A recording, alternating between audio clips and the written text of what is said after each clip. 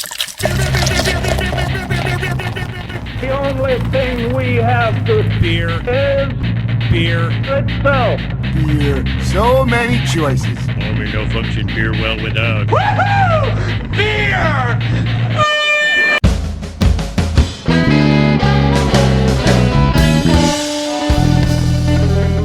Hello, and welcome to another episode of Beer Busters, where we're going to bring you the news and reviews of some wonderful brews. My name is Dan Baker, joined by my co-host and brewologist, Steph Hefner. and of course the demented and fermented Wayne Baker. We have Arrived? We've arrived. No, Have we arrived? we've traveled through and through. We've been through a lot of great towns in southeastern Pennsylvania, and even up to New York. We got to Brooklyn. We've been to Jersey, but Life on the road, man. They all become a blur. they all become a blur after a while. Except this is our first recording. Walk into a restaurant, strung out from the cold. Yes, our first recording in King of Prussia. Fear the eyes upon you. I do fear all of the eyes upon me right now. There's a lot of pressure. Yes, we are in KOP. KOP represent, and I think this is how long is this our second time at a brewery that hasn't opened yet? I don't know. We were at Levante before they opened. Third. We were time at then. St. Ben before they opened. That was all right. So this is roughly our third recording at a brewery that has yet to open. There's been a lot of buzz about this brewery, and I'm so happy to be here. And we've gotten the grand tour, and it blows my mind how big this place is. But there's plenty of room to grow. But that means we are at Workhorse Brewing here in King of Prussia, and we have with us the man, the myth, the legend himself, Dan Hirschberg. Dan. Thank you so much for having us out here, man. Man, It's my pleasure. It's That a was- lot of pressure on Yeah, you. I know, right? You guys have just been heaping pressure on me since the minute you walked in. Well, Build yeah. it up, build it up, If you're build it going to up. build a brewery in a 70,000 square foot facility, we're going to hold you up to a pretty high standard. That is true. Touche. I will take it. Yeah, I mean, this place is nuts, and I know we'll dive into it a little bit, but you took us on a tour, and most tours that we get at breweries are, like a cool 20 minutes, or if we stop and talk about a lot of things. I think we were like a half hour, 40 minutes of walking There's around. a lot to see. We got our It was- 10,000 steps just walking around. Probably, yeah. I mean, but it's so cool. And you This tour is brought to you by Fitbit.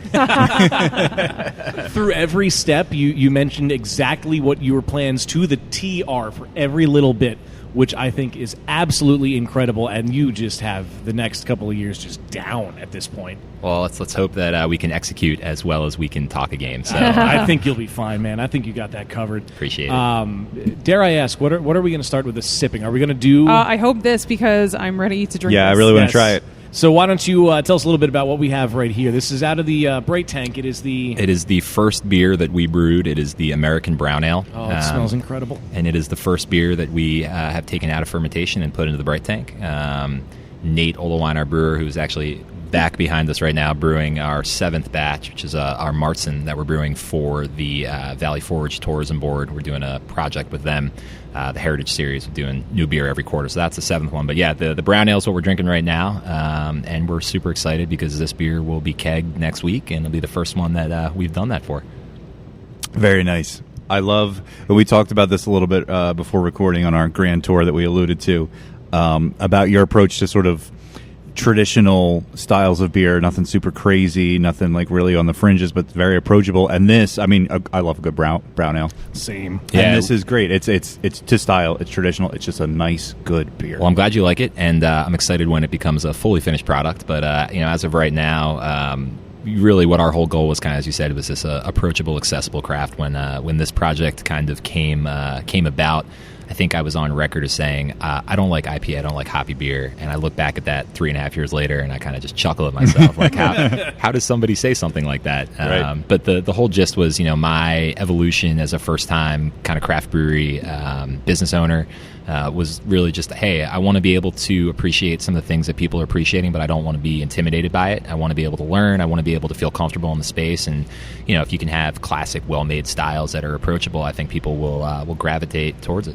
Yeah, and beers that are just called what they are. This is just your brown ale. When it comes to marketing, for me, it's I want the least obstacles as possible. Yeah. So if I go up to a bar and I don't know what that name means, it's highly unlikely that I'm going to take the time to ask for it. And if someone behind the bar doesn't know what it is, they're not going to tell me what it is, then why would I call it that crazy name? So she said, look, Workhorse, our whole brand is about accessible, approachable. It's about transparency, no frills, no BS. And I think that really translates to just calling the beer what it is. Awesome. There's one thing I don't like about this beer. Oh, Go on. that my cup is not full. It's so good. Is this the time we pause the podcast and go back there for more? already? Wow, we didn't even do our social plug. I know. Our brand is all about the internet. You Yes. can find us there in various places. In fact, we are only real on the internet. In person, it's no. Just find us online.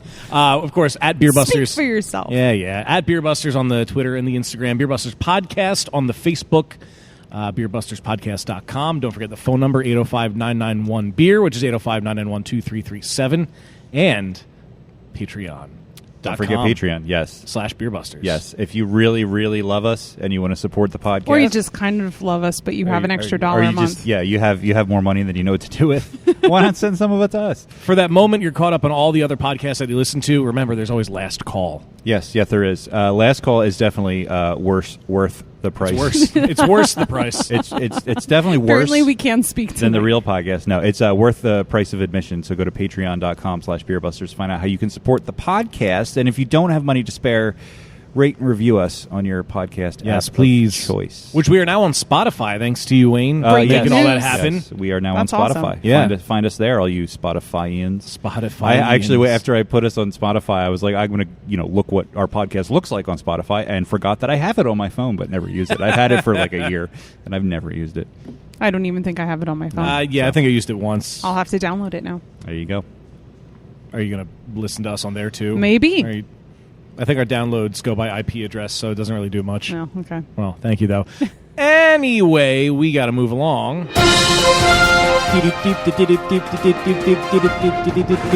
Man, oh man, has a lot happened in the beer industry. So a couple episodes ago, you remember we were saying that Constellation had just bought another brewery. They were out of Texas. I forget the name of who it was.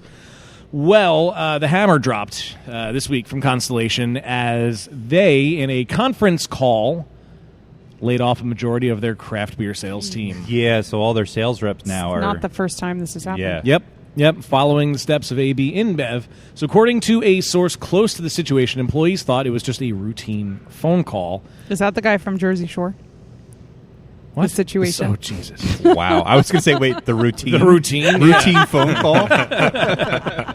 Ultimately, the company that has purchased brands such as Funky Buddha, Ballast Point, and many, many more, they have eliminated almost their entire sales reps covering craft brands. The number is rumored to be around 60. Constellation has not confirmed that as of this recording. And according to people who were on the layoff call, the Corona Modelo quote-unquote import team is going to take responsibility for the craft brands going forward. That's not all Constellation has done lately. And I didn't get to read. The Wi-Fi at work earlier was kind of shoddy, so I didn't get to go all the way into an article that I wanted to get to. Really pulling back the curtain today. Constellation, after laying off roughly 60 people, they have decided they're going to spend about $3.8 billion to boost its stake in a Canadian grower of marijuana, Canopy Growth Corporation, betting legalization will gain traction around the world and especially in the U.S. So they're really going strong on that. We snicker at these things, but I actually kind of feel like that's a smart business move. Because somebody 6 months ago told me to invest in weed stocks. The way and that, that's probably right. 5-10 years from now, there's going to be big companies selling marijuana. Is this a good time to mention that I brought cheddar cheese combos? This is a great time to mention that you brought cheddar cheese combos and these amazing poppycock things. They're really good. Not just the name. They Not just a are fun name. It's fun to eat. With this $3.8 billion, they are going to own 38% of Canopy Growth Corp out of Canada. So they're really, really, really making a push to go big and not go home on weed. Yeah, right. Which is kind of interesting to see happen.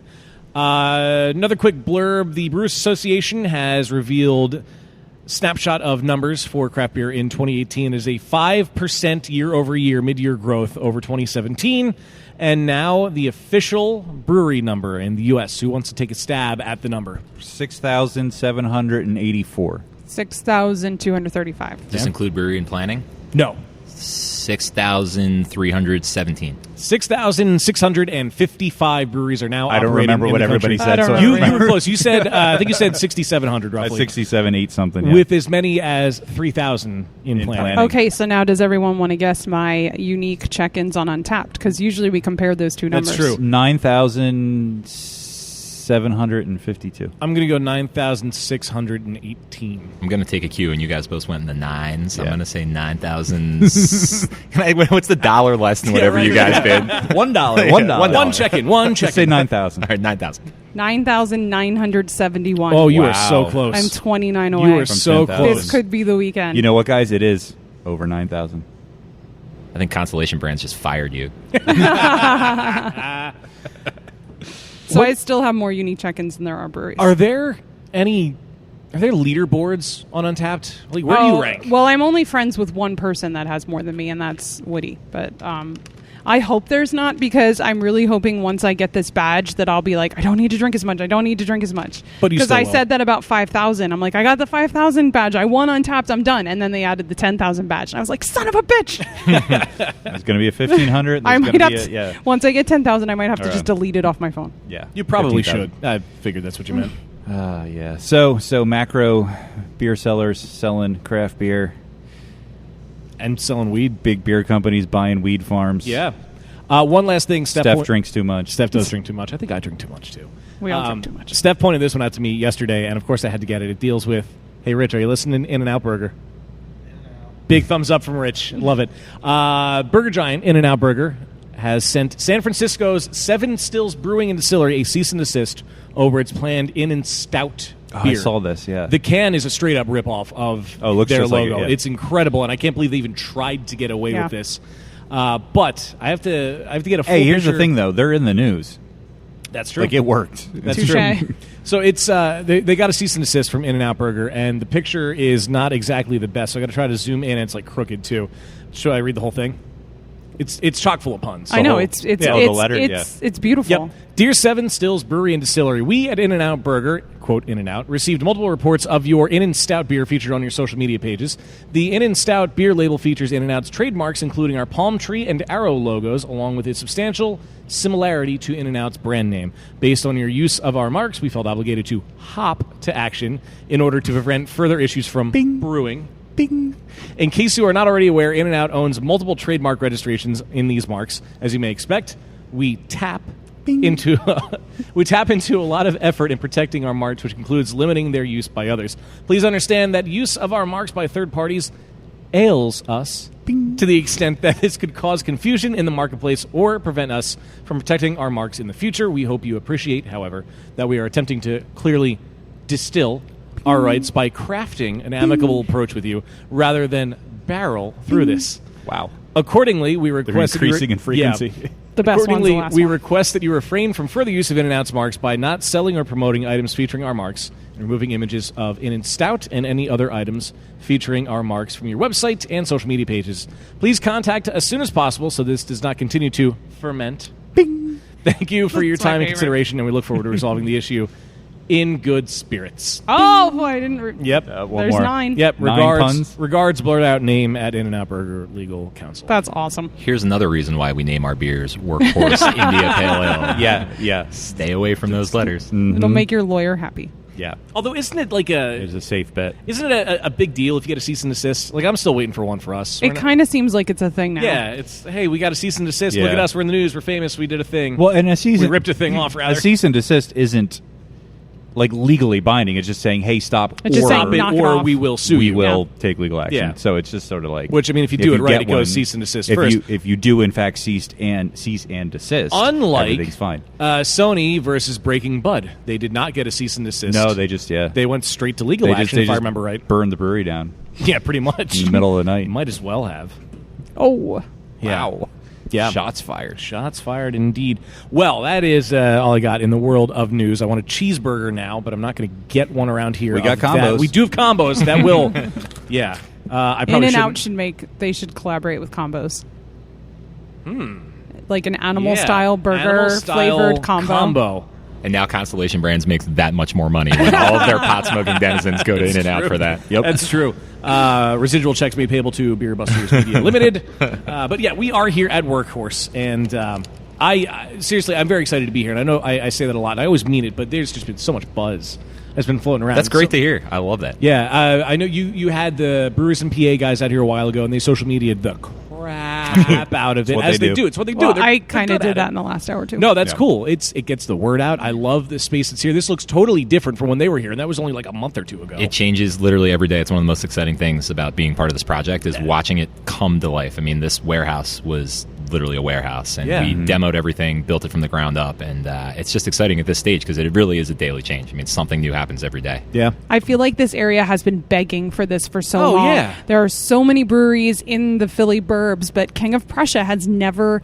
I guess we could count Rock Bottom, and sadly they are no more. They're no longer at the King of Prussia Mall. But I've always said every time we come down here, there should be a brewery in King of Prussia, and I think this is going to fill a void. Dare I say that when referring to craft beer breweries opening? But I think it will fill a void. Now, was your plan to always open something in this area, or was it the building that? So our plan all along was that we wanted to differentiate in part by going big. We felt like after doing our initial research, and the background on my side is I don't have a craft beer background. I mean, I've been an entrepreneur for 10 years and owned an apparel company called Philly Faithful, and really wanted to kind of challenge myself to take it to the next level as an entrepreneur and really feel like what is a business that will test every possible discipline imaginable, and probably went too far off the deep end into brewing. But every brewer that we talked to was just, hey, we have so much beer that people want. We just can't make enough of it. We have all this demand, and the biggest thing was you need a big space to do that. So when we started evaluating opportunities, it was, well, what areas can accommodate a warehouse of 40 to 50,000 square feet with 18 plus foot high ceilings in a desirable area at a reasonable rental rate. So when you have all of those check marks, it's very hard to hit all of them. But knowing that King of Prussia, from a location standpoint, is very much on the up and up. It's from a consumer access and distribution standpoint, you're a mile and a half from every major highway in southeastern Pennsylvania. So I said we really should highlight that as a good place to look. And we were very fortunate to find this building and to be able to get 70,000 square feet from day one. Obviously, we're not touching every last square foot of that, but the whole plan was we want to go big, and the location is. It's not secondary per se, but it was more about finding a building that could accommodate what our growth goals were, and if it happened to be in a great place like KOP, and we had to jump at it. Yeah. What was this building prior to you guys jumping on it was vacant for a couple years. Beforehand, it was, I believe, a toy manufacturing facility. Oh, wow. Explains the size. Yeah. I'm sorry. I will apologize to the two of you ahead of time. I've literally never taken so many notes and had so many prepared I think questions there's a in an lot of episode of my life. questions. That's cool. So you may have to interrupt me throughout this. I'm Okay. sorry. We're used to it. But I think we have to start with the most obvious question. You said it yourself. You're not a craft beer guy, so why a brewery? Is it the entrepreneur in you that saw this as a business opportunity, Like a challenge kind of deal? Yeah. I would say it's a combination of factors. I mean, the first thing was that the whole impetus for this story. I went to Cornell undergrad and lived with a bunch of good friends, but my cousin, who was a senior when I was a freshman, lived with 7 guys, one of whom was a guy named Bob Bonder, and Bob went on to open Rheingeist Brewery in Cincinnati. And we reconnected at a bachelor party, at my cousin's bachelor party in Austin about 3.5 years ago.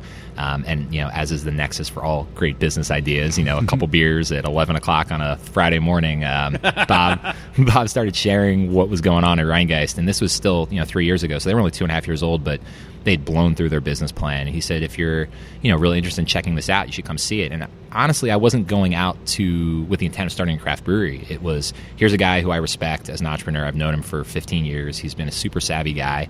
And if he's doing big things, I should investigate. Figured, what's the worst that happens? You spend 4 days in a city I hadn't been to and drink a lot of good beer and meet some new people. And just went out there and fell in love with the culture of craft beer. I mean, you guys go to breweries all the time. I mean, everybody that I've ever heard on your podcast sounds like a person I want to hang out with. And when you're in business, if you surround yourself with people who are like-minded, I mean, the work ethic in craft beer is unparalleled. I mean, brewers are some of the hardest working guys. I mean, Nate's been here for the last really 3 months, every hour of every day. I mean, I'm forcing him to take a day off on Monday because he literally he will not leave the brewery. But it was really just all about, a combination of the culture being so captivating and the people being so honest and hardworking and genuine, and the fact that you can drink your product. It's like hard to beat that combination. Yeah. And you're just glowing and smiling Well, as you're I talking am, about yeah. it. That's so great. It's, It really is. I mean, I'm so happy that we got into this. It's been easily the most challenging thing I've ever done in my life, but it's also the most rewarding. We haven't even opened the doors yet. Yeah. I do want to circle back to Nate real quick. If anybody has any trepidation hearing somebody who's saying, you weren't a craft beer guy when you decided to open a brewery, you have a brewer on hand that has a pretty impressive pedigree. And since, unfortunately, he's not going to be able to join us today, I just want to talk a little bit. Because he's currently working his ass off in the brewery. Exactly. Literally driving a forklift back there. So I think we should take a moment to just talk about, where he came from, how you guys met and hooked up. Yeah, no doubt. Well, I just want to go on record. I mean, he already knows it. I think Nate Olewine is one of the best dudes I've ever met, and it goes beyond just the aptitude he has as a brewer. I mean, he is, I think, one of the best brewers in this country. I think his work ethic is unparalleled. I think his skills are unparalleled, and I think the thing that I love most about him is that he's a better person than he is a brewer. I mean, legitimately, I mean that sincerely. Like, you cannot hang out with a guy for more than 5 minutes and be like, man, I want to drink beers with this guy. And he's just got that great southern twang, that you really want to listen to after a couple beers. He goes into his deep redneck voice. Is really good. But I was incredibly fortunate to meet Nate. I don't think there would have been any chance that this brewery would stand a chance at success if I hadn't met him, because it's one thing to say you want to open a regional production facility, but to bring in, again, no disrespect, someone who's worked on a smaller system or in a home brewing standpoint, that you just can't scale like that. Nate was introduced to me through Max Pfeffer, who is the head distiller at Manatawny Stillworks.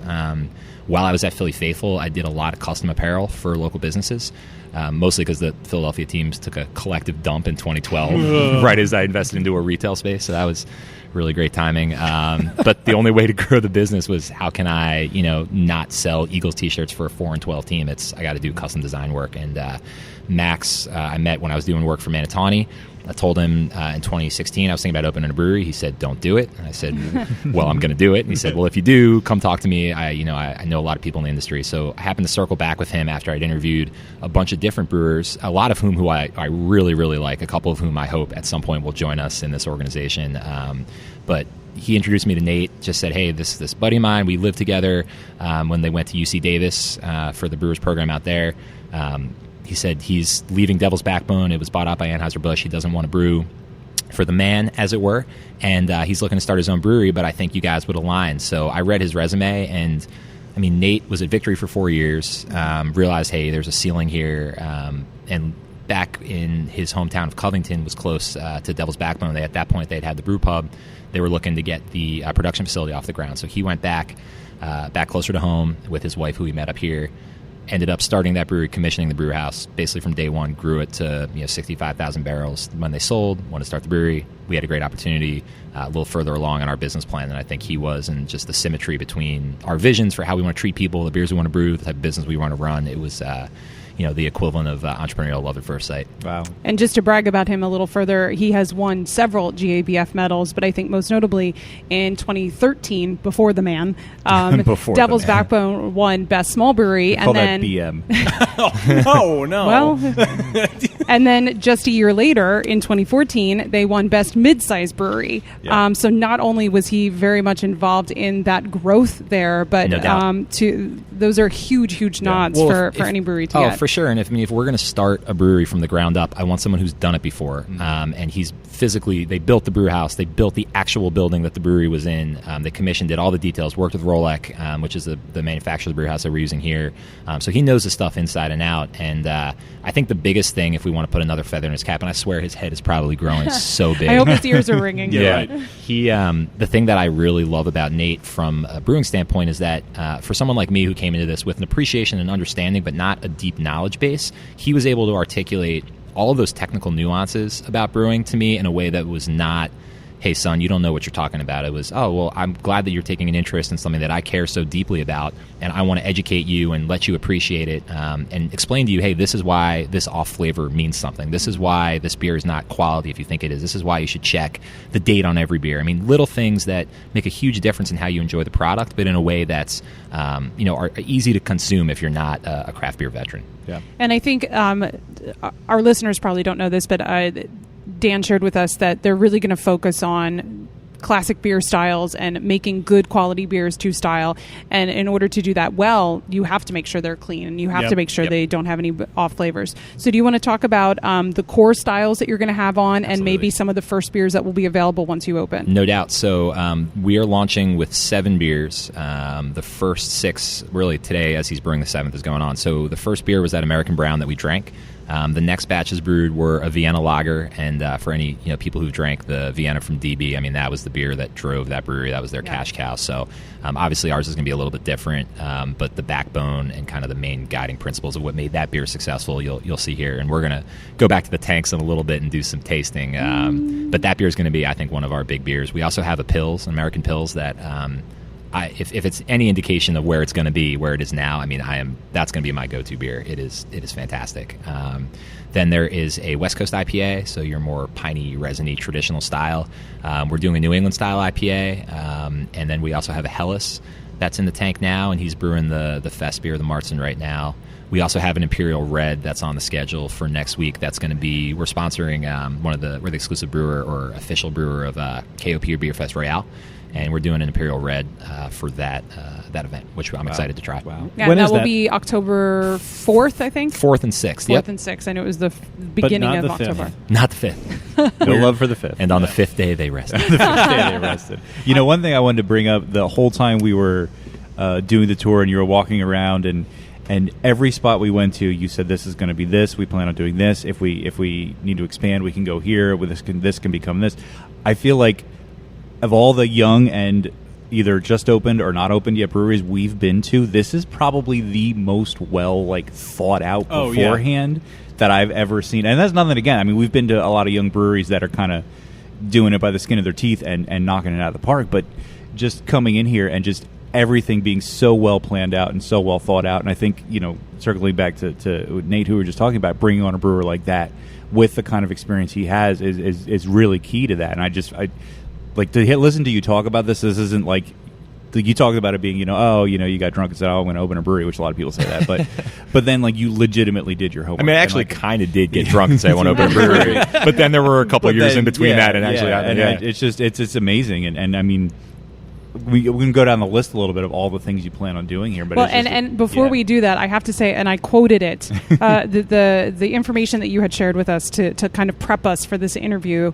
One of the things that stood out to me in the document that you sent said that you are positioned to make an instant impact in the Philadelphia market. I like that. Yeah.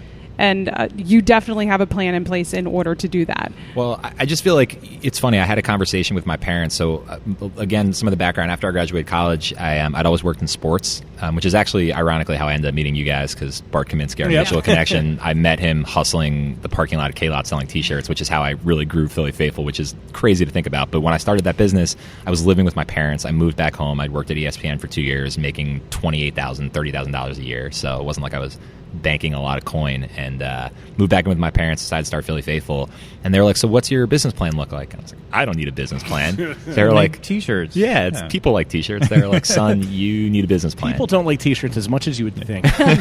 People like beer. I'll just open a brewery. Yeah, but it's like that was a really great example of naivete in entrepreneurship. We're saying "Oh, well, just because I don't know what's going to happen, I don't need to plan for it." It was like, I'll figure it out as I go. And frankly, there were good lessons to be learned from that. But the reality is, when you're building out a brewery of this scale and you have a fiduciary responsibility to a lot of shareholders, many of whom are family and friends, if they're going to put their faith financially behind me, then I owe it to them to map out a strategy to say, this is what your dollars are going towards. This is where this project is headed. And frankly, I think that's what's going to help differentiate us from other folks, is that, this is such a great industry, and it's such a, rising tide lifts all boats mentality. I love talking to everyone and getting that information, but it's like that, again, every brewery would tell us our biggest issue is that we didn't plan for future growth. Everyone wants our beer. We can't sell beer. And I feel we've heard that a lot on the show. Like people we had to do this instead of that, this other thing we planned on, because we can't keep up with production. We didn't expect to, Well, not only that, when they scale up to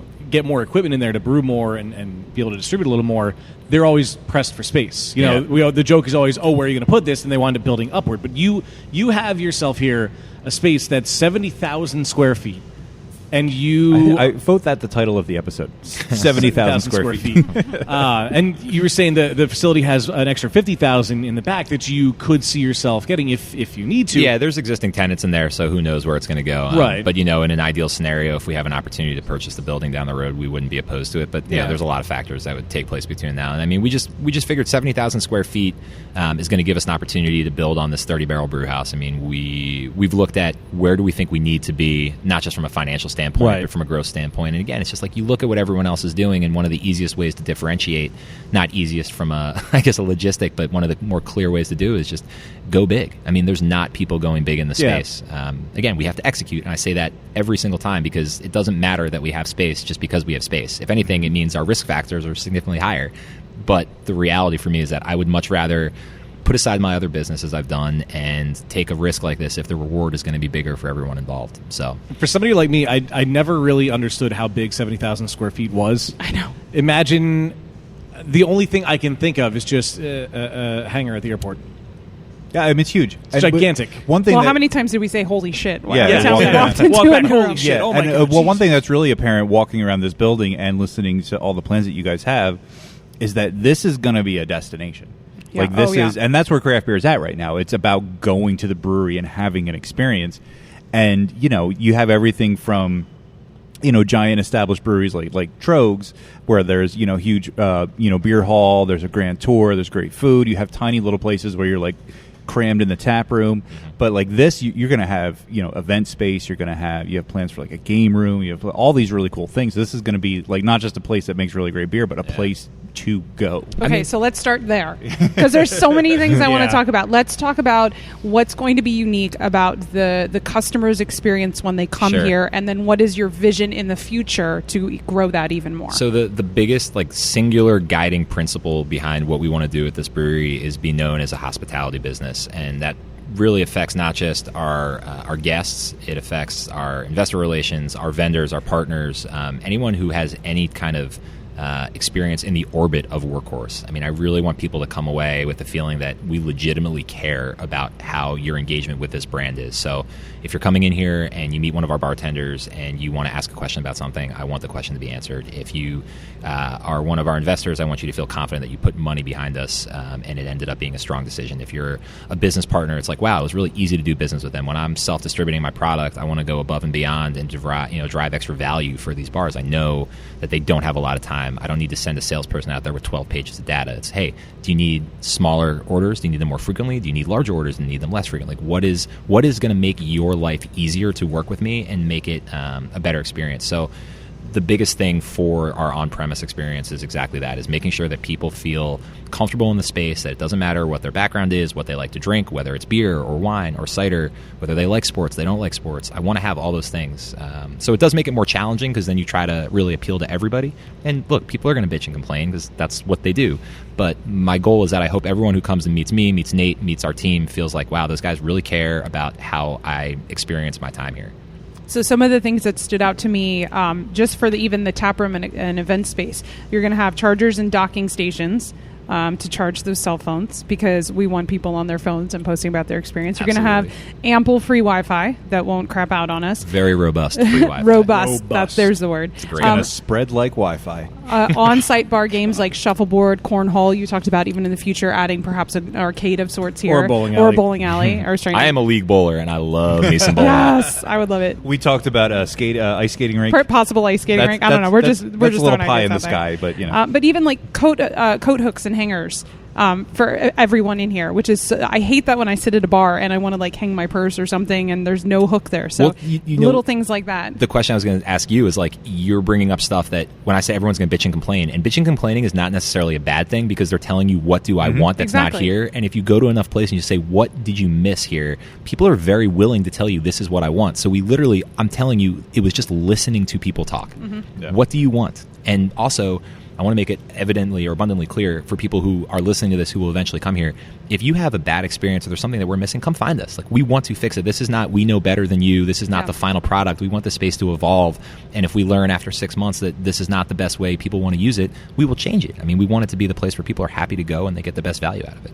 That's so awesome. And it's also going to be family friendly. It is. Yeah, I saw that you noticed about giving free snacks for kids. Yeah, I was going to bring that up too. I think that's a I really love cool it. idea. I have a almost 1 year old daughter. She turns one next week, and Aw. she's adorable, and it changes your perspective for sure. But also in our bathrooms, like when I'm out, and it's not very frequent because my wife is going to say, "You don't ever go out with her by yourself." But in the few times that I have, you can't go to a men's room and change because there's no changing table. So Yeah. there's a changing table in the men's room. That's I mean, awesome. it's like I don't want you to leave here because of something I could have easily done. So for parents, like you come in here. Mike, who's our taproom general manager, who you guys will meet, who is just a warm, lovely guy, and I want him to essentially be the mayor of this space. He has 2 kids, 5 and 7. So when he sees a family walk in, it's like, hey guys, by the way, if you forgot diapers or wipes, you need to park your stroller. We have granola bars, we have snack packs. Like, what is going to keep the parents happy? At the end of the day, it's both a business decision because they're going to spend more money, so it's logical, but it's also, in my mind, the right thing to do for people. Like, what can make them have a better experience at your place of business? And speaking of right thing to do, you're going to have a partnership with a ride-sharing service, make sure people are safe, and shuttles Yeah. to and from. King Limousine is literally right across the street. Oh, that's awesome. One of the biggest, ride-sharing or car services in this area, and they love craft beer, and they want to get people safely to the brewery. So yeah, Yeah, because there's so many other things to do in this area, and people come to King of Prussia. It's a destination. But people probably come and stay overnight here too. I mean, I would assume so, We yeah. we live so close, and we just drive here for the day. But yeah. Well, this yeah. is the biggest mall on the East Coast, and now that it's Actually, joined, is it... It's technically the largest mall as far as retail space, because the Mall of America has the amusement park. Right, So right. that's not right, but it is the largest in the country retail yeah. space wise, especially now that they connected the Yeah, two. so our it's- partners at the KOP bid are going to be thrilled right now. I love the King of Prussia. Many lovely hotels. I remember going to the King of Prussia Mall when it was that deep, dark dungeon with J.C. Penney and Kitty City, and the shopping mall part with Radio Shack was out there. I've been going there since I could walk. Okay, so here's a question. So if you have partners at KOP, a while ago somebody mentioned that now that you joined the mall, you can carry beer around. Ooh, I don't know the answer. Okay. If that is true, I feel like there's a prime opportunity. Should we go for you, try 'cause it? They're Where- right, Yeah, let's they're go right right there. now and see I if forget they- where see we what were, they but say. somebody had mentioned that you could carry beer around. I thought it was Where rock, would you get it from? rock bottom when they went in that it was going to be you could. Yeah, well, they're not there anymore. Well, I Yeah. know, but I think that was part of the thing was you could take beer out with you while you go. I remember talking about this Yeah. on the show. This happened. It's recorded somewhere on the internet. Somewhere. I forget which episode, but it is recorded somewhere. 805-991 beer. Yeah, let us know. James. Yeah, James. So you mentioned when we were touring that there's going to be the food truck grotto, as it were, Yeah. here. So talk about that. I just love the word grotto and wanted to Oh, put it into boy. our documentation. you put up a sign that says "Food Truck Grotto. Grotto." That'd be great. If you build it, they will come, right? Yes. Yeah, I mean, we one of the things decided very early on is don't want to be in the restaurant industry, don't want to open an on-site restaurant, and frankly, with the shifting kind of landscape in craft beer, where the people that we are selling our beer to are typically bars and restaurants, and I don't want to cannibalize their business. I mean, how can I, in good faith, go to somebody and say, hey, people can get exactly what they get at your place, at our place, but by the way, buy my beer. So it's kind of a thought-out decision where I don't want to be in the industry. I want to make sure that my partners know that I am trying to look out for their best interests and have someone come here for happy hour, go to their establishment for dinner, and then maybe come back here for a nightcap. So that was kind of the thought process. We have food trucks outside. We'll have a rotating truck. Hopefully, with a lot of trucks, they want to know that you're going to get foot traffic before they commit to a spot. Obviously, with 5,000 square feet, I think we'll be able to deliver enough coverage where they'll be good. We're not charging them. We have a hookup and a generator and water and everything that they would need to have a successful experience. We'll also do snacks at our bar, so we have kind of a boutique approach. There's beef jerkies, high-end chips, but everything's under $5. Combos. Yeah, those are free for all guests. Yes! That's cool. Yeah. I also- Valid through tomorrow. Valid through tomorrow. I also want to mention, because this is something that stresses me out about visiting breweries, is there will be ample off-street parking here. Yeah, you there said- will be plenty of parking spaces. Yeah, you said you're going to There- pay back here 170 Yeah, spots? when that parking lot is finished, we will have in total 175 parking spots available. And that is something that you should advertise. That should be Yeah. Workhorse Brewing Company. We have a shit ton of parking I spaces. have avoided breweries before because I wouldn't know where to yeah. park. Or, there's metered parking. There's with so only many. You go coins to in their massive parking lot. breweries, and then they have just a tiny bunch of parking spaces. Then you got to park on the street, but then there's signs you can't park here. This is for this business, and you can't park here, and this is only an hour. Well, we also want to be that's good to know. cognizant of the other businesses in the area. Like there's a Hope's Cookies manufacturing facility right down the street. They have 24-hour manufacturing. Now they don't sell their cookies there. I saw Dan's face lit up. Very excited. I like cookies. I mean, who doesn't like Yeah, cookies? you should. I mean, you could strike a deal, sell those in here. Yeah, well, no, Hope's great. We've been working with her to talk about stuff. But, they have trucks coming in and out 24 hours. And while King Manor is like a 40-foot wide street, we don't want people parking on the street to block their business. I mean, we want to take care of our partners. I bet it's got to smell real good around here when they get cracking. Yeah, cookies and beer, freshly brewed, freshly cooked. It's a tough life, let me tell you. Should find a way to do like spent grains in a cookie. That's actually not a bad idea because right now it's just sitting in here smelling like spent grains. When you hire for marketing, just remember I gave you that idea. Done and done. So you mentioned about distributing your beers out. You have a pretty aggressive self distribution. Why can't I talk today? I don't know. You have a very aggressive plan for self-distribution, including some pretty kick-ass refrigerated vans. Yeah, so going back to our first visit to Rheingeist, you'd be foolish not to look at a brewery like that and say, in 5 years, how do you go from a new brewery to the 30-something largest brewery in the country? I mean, they're obviously doing something right, and one of their key operational strategies was self-distribution. And so when we started to evaluate that as an option, it was, okay, I can sign on with a distributor, and I can be the flavor of the week for 3 weeks, and then I can drop down on their totem pole and be just another brand in their portfolio with no dictation of who gets my beer, when it gets sold. I can't have a brand rep there. I mean, I can send someone in, but I don't have the ability to sell my product directly to them. And if I've learned anything, even though I'm not a craft beer guy, business is all about relationships. Philly Faithful grew because people that I do business with know that I legitimately care about the interaction that they have with me as a sole proprietor of the business. And now as Workhorse, if we can self-distribute, I don't get locked into contracts that I get no money for and I can't get out of. I'm able to dictate the terms of my agreement eventually down the road for money, whereas right now I get it for nothing. And more importantly, I can go in as a brand advocate and explain to people, this is our product, this is our brand, this is who we are, this is what we're all about, and find out very directly from each individual account, because it doesn't matter if you want to have 15,000 accounts or 20. You need to treat each individual account and find out what their specific needs are and take care of those needs. And I can control that as a brewery. So I don't want to open a restaurant, but I will open a trucking company because it's going to help my bottom line and it's going to take care of the people that are going to sell my product. Now, as you continue to grow, you'd said one of the aspirations you had as a brewery before we started recording was that you want to be eventually a regional production facility. That's correct. So if you grow to be that, will you continue to self-distribute as you... Sure. I mean, there's going to be a threshold that will hit where it's Right. no longer logistically feasible to do so. I mean, I forget what Rheingeist number is, something like 30,000 barrels of self-distribution, and Ohio is a different state geographically, and where Cincinnati is versus where Philadelphia is, I mean, we can only go west. But, I mean, I would like to distribute out to Harrisburg and really go as far as our trucks can take us. I mean, the Sprinter van that you referenced, we got in part, we saw Rheingeist did Mercedes Sprinter vans, and they were fully refrigerated, and they were branded, and they looked sharp as hell. It's like, these are awesome. I got to get one of those. So they introduced us to Sprinter Dan from Kentucky, and Sprinter Dan gave us a good deal on a 70, or 36 barrels that can fit in there, half barrels, and it's just a beautiful vehicle, and it's got 6 draft lines on the side, so we can pull up to Beer Fest and pour cold draft beer. So, I mean, it made a lot of sense. Did we even mention the size of the brew house? It was a quick throwaway during what we were talking about, the size of the building. Because I think if any normal person that doesn't know your lofty goals, if they would hear you're opening a brewery and you have that as your starter brew house, they would be like, what the hell Do you have were one of you those, thinking? Well, even I'd read how big it was, but walking back into the brew house, seeing that the brew deck is actually like a second story, that kind of blew my mind. I didn't realize it was that big. So I have 3 questions I want you to answer. First of all, what's back there? How big is it? Mm-hmm. And number 2, why would you open with something so big? And number 3, how big can it get? There you go. You can isolate all those questions. Thank you. So it is a 30... No. 4 to 7 inches. Oh boy. So it is a 30-barrel Rolex brew house, which for, again, most standards is huge. Nate's most recent brewing experience at Devil's Backbone was on a 120-barrel system of the same manufacturer. So when people ask us, oh, well, where's your pilot system? It's like, that's the pilot system, which I don't say to be snarky. It's just like that is where he feels comfortable brewing. He's like, I know I'm going to execute this 30-barrel batch of beer because I did it 4 times as big, and it came out as well as it's going to come out 1/4 of the size. So it's a 30-barrel, almost fully automated brew house.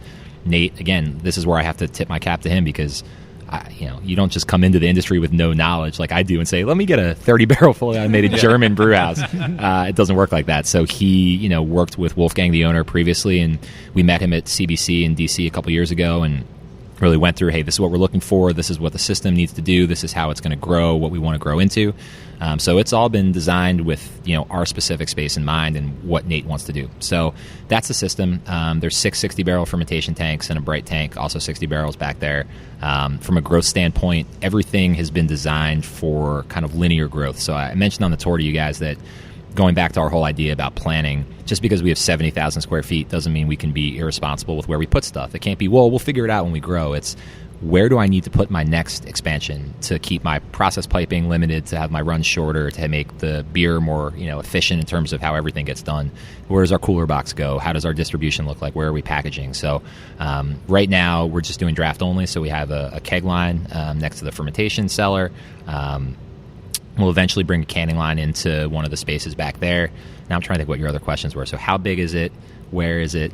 How big can it get? How big can it get? So if we could max out, if we had enough cellar space, we could brew about 55,000 barrels of beer on that brew house. Right now we can accommodate about 5,000 to 6,000 barrels of beer in the cellar. Look, if we get to that in the first year or two, we'll be thrilled. The reality is that we just wanted to be in a position where we are able to scale, and we brought in so Paul Scroy, our architect, did Victory's $30 million expansion in Parksburg. Chris Linton, our general contractor from Holden Robert Associates, who's a great guy, did all the Conchi Brewing locations, La Cabra, Tired Hands. So we tried again. Like, I can't sit here and tell you that I know shit about this, right? Like, I learned a lot about it from these guys, but the thought was, I know what I don't know, and don't try to be a hero. Bring people in who do, learn from them, and then figure out the plan. And once you have information at your disposal, then you can make educated decisions. But don't just wing it and say, I want to go big and put stuff here. It's like, talk to people who have done this before and figure out what their recommendations are. So you have 2 bottles of wine on the table. I feel like perhaps maybe we should Should we sip a do little something wine? we've never done before. Never in the history Never of had Beer wine on the Busters. podcast? I don't Okay, think so, at least. Somebody's going listeners, to correct us. don't have high expectations All right, here. all right. I'm going to assume we should start with the light one first, right? So the red is actually a Cabernet Franc, which is a lighter red, kind of fruit forward. So it's really whatever you choose to go with. They're both delicious. I'm going to go ahead and say that we should start with the 2015 Cabernet Franc. Okay. Cool, let's do it. Now, there's a reason these are on the table, of course. We're not just saying, hey, let's drink wine from the We'll just pick the closest to hand bottles of alcohol. Yes. Here, I'll let So you I pour guess first, we'll lead into it a little bit. So you had said at the beginning of the tour that you have, 24 lines? 24 lines, yeah. 24 lines are going to be there, some of which are going to be obviously your beer. You're going to have other beers that are on tap, ciders from Current you're getting. Yep.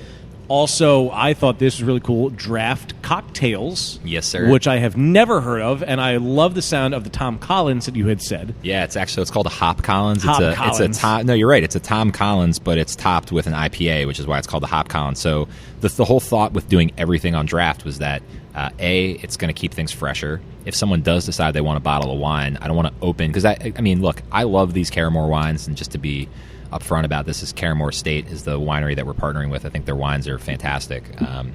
But even if people aren't drinking that much wine, let's say I open a bottle, I only sell 3 glasses, and then I have 2 glasses sitting around, like, I'm basically just going to end up dumping that in a couple days if it doesn't go over well. So keeping it on draft, I have a much longer shelf life, keeps it fresher. We did blind taste tests, and it tastes identical from the bottle to draft. You wouldn't know the difference. It's just the quality of technology now. It's the way you push it through on the draft system. You don't notice it. Yeah, I didn't know draft wine was a thing until a couple of years I ago. didn't either. Yeah.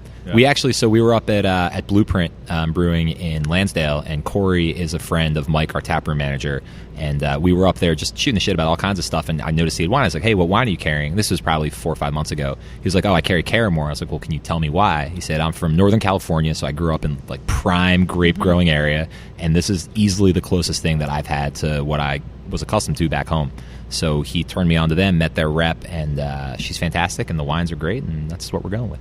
This is really good. Yeah. I could see myself drinking a glass of This this. is another place you could then bring your mom. Well, I literally true. just texted her and I said, we are drinking wine on the podcast. And her response was, it's about time. Oh, man. That's funny.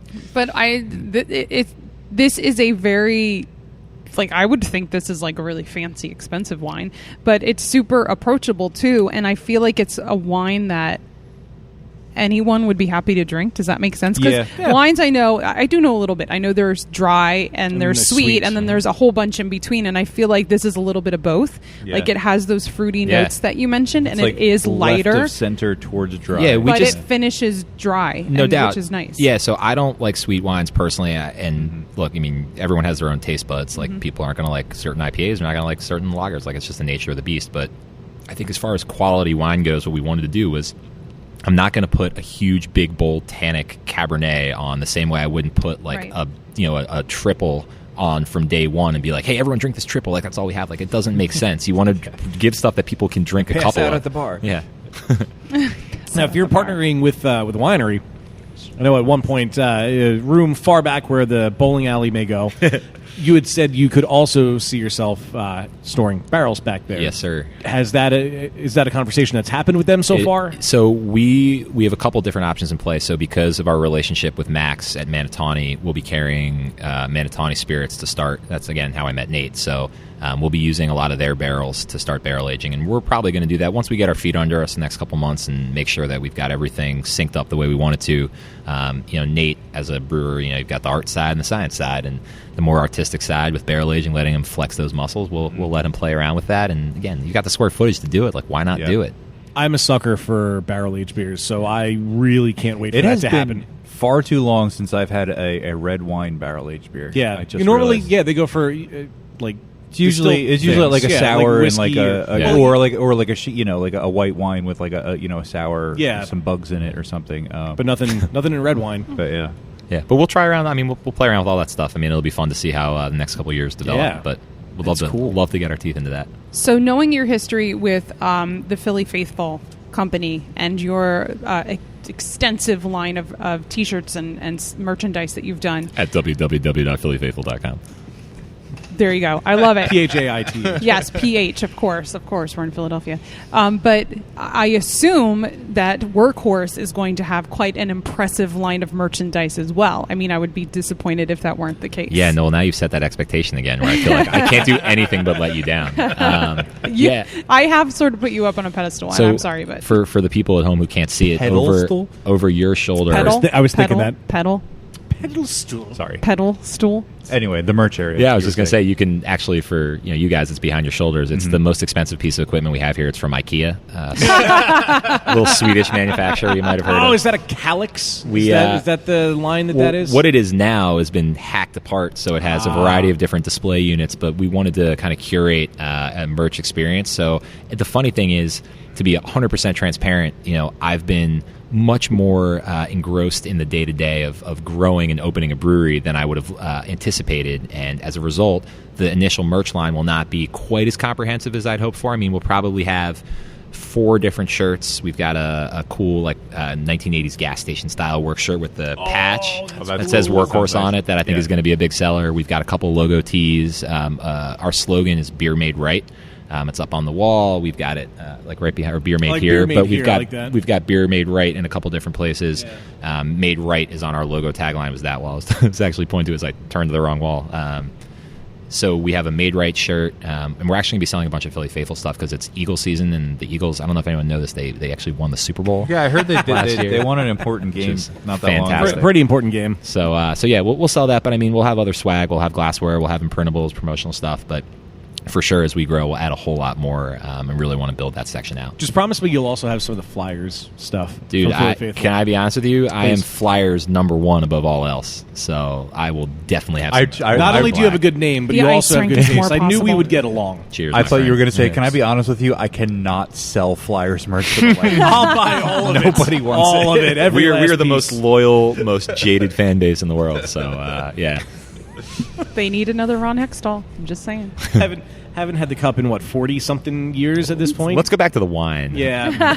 It's very nice. So you mentioned the Made Right. Do Sure. you want to talk about the importance of that to the brand? Yeah. So we, I guess I'll take it back a little bit even before that. So the whole naming of this brand was super important for me because, first of all, it's so hard to come up with a brewery name because there's so many stinking breweries out there. So it's like, Spoiler alert, that's what our game's about today. oh boy. Ooh, I'm excited for that one. So it was like, okay, in terms of naming the brewery, what is something that is easy to spell, has a URL that's ready available, has all of the social networks free and easy to do. Because the last thing you want to do is you do all that stuff, or something's not available, or you go to the USPTO and it's not available. So did a lot of diligence, did a lot of research, and ended up landing on Workhorse because it was, all right, well, what are the core kind of values and what's the ethos of this general region? And then thinking about, again, what's in the future if we're expanding and we're distributing to central Pennsylvania, western Pennsylvania, Jersey, Delaware. What are the values that mean something to this part of the region and or this part of the country? And it's hard work, it's blue collar, it's no frills, it's no BS, it's accountable, dependable, reliable. So I said Workhorse. All right, great. Now we've got the name. So from that, what are the extensions? And my original thought was that, okay, I've opened an apparel company. I have no branding. I have a couple graphic designers that I love and work for huge branding agencies. They'll be able to help me do a project.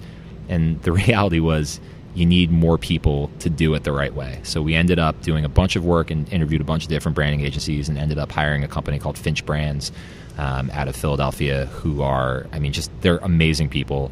They did the 76ers Together We Build campaign. They do stuff for Jack Daniels, Brown-Forman, WWE. They work with a lot of really big companies, but because they're local, they've also worked with a lot of smaller local companies. So they know the area, they know it's important. And one of their first things they said is, well, do you want us to vet your name?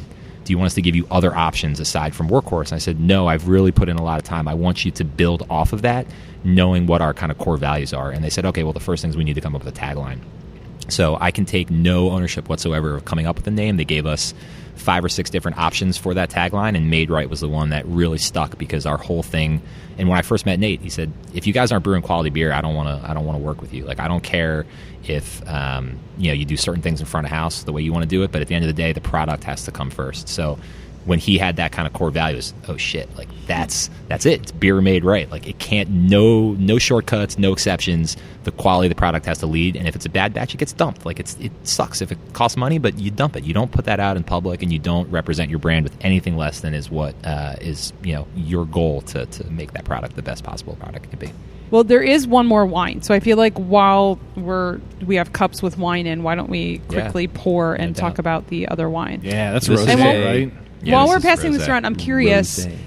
Will you have the same wines on tap, or will it be like the beers where they kind of rotate and it'll be something different? Yeah, so they're going to rotate seasonally. So we're actually launching at the start with the Rosé and a Cabernet Sauvignon, a Sauvignon Blanc, and then we're going to go to the Cabernet Franc once the fall comes in. Oh, very cool. So that'll be exciting for exclusive wine drinkers that don't. Yeah.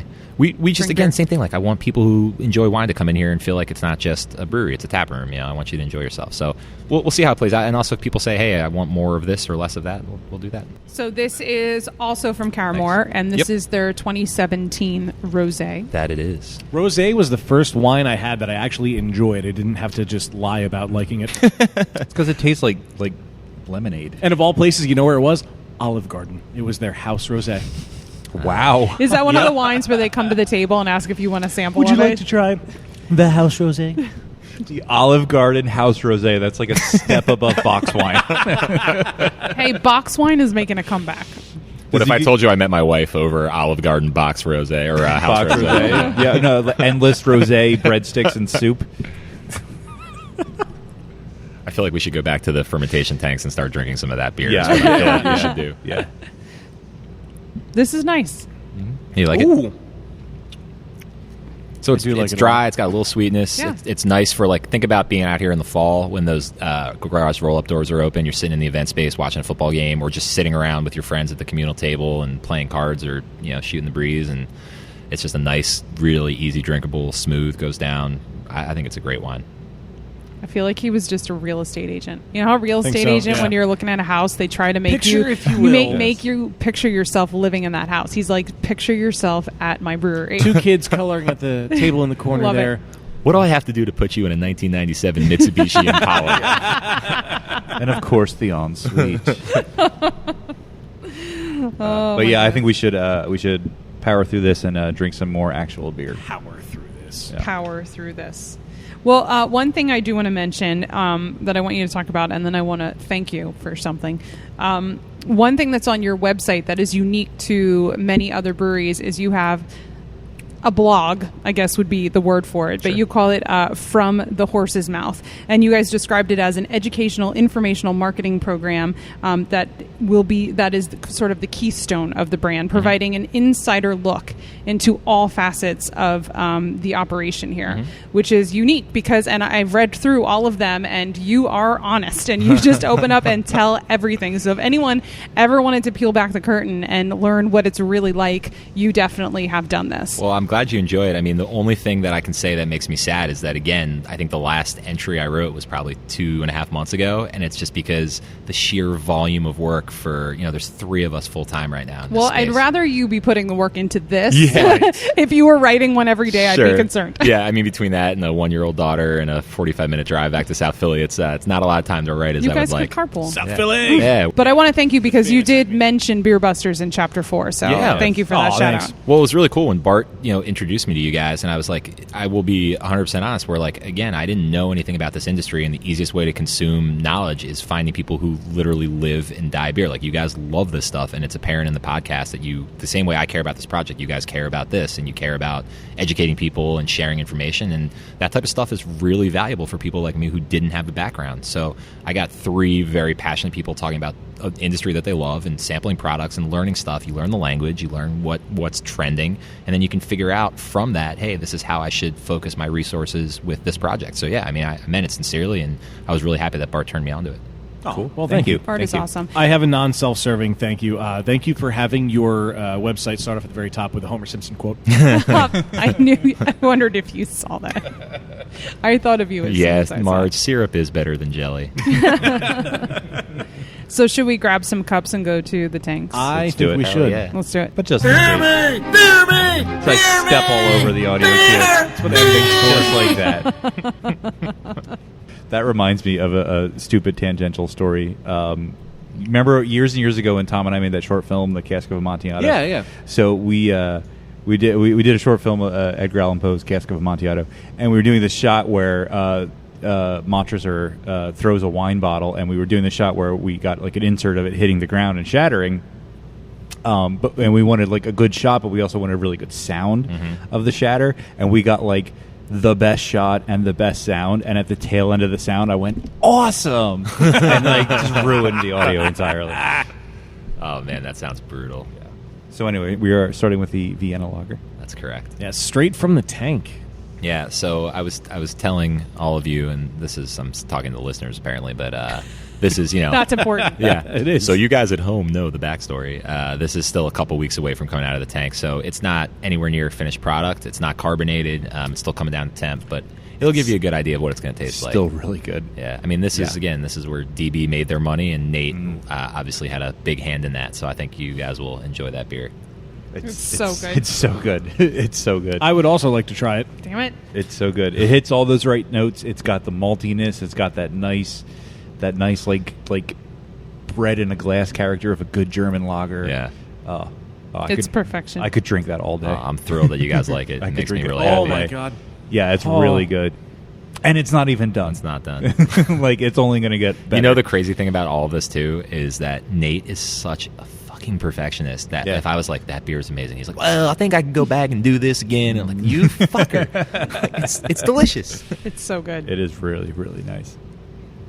It's so good. But I mean, the unabashed truth is that like these are our first attempts at all of these beers, and even if they came out great, we're still going to be able to refine the recipe. We're still going to go back and start from scratch and make sure that everything is done, the way that we want it to be done. So I'm just really happy that you guys like it. But I think I think that will be one of our go-to beers. Are you going to have liter yeah. Steins here? I could get Liter I kind of do want that it. in a liter Yeah. That would be Stein. great, yeah.